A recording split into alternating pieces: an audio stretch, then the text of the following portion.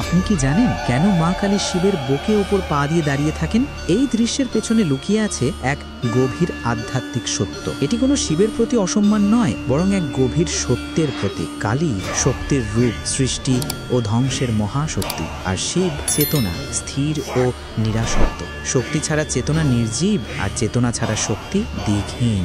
একবার কালী অসুর বিনাশে এত রুষ্ট হন যে ধ্বংস থামছিল না। তখন শিব তার সামনে এসে শুয়ে পড়েন। ক্রোধে অন্ধ হয়ে মা কালী শিবের বুকের উপর পা রাখেন, আর তখনই বুঝতে পারেন যে তিনি নিজের প্রভুর উপর পা দিয়েছেন। এ দৃশ্য বোঝায় যে শক্তি চেতনার ওপর নির্ভরশীল। শিব ছাড়া শক্তি অচল, শক্তি ছাড়া শিব নিষ্ক্রিয়। এটাই কালী শিবের মিলন, শক্তি ও শান্তির পরিপূর্ণ ভারসাম্য।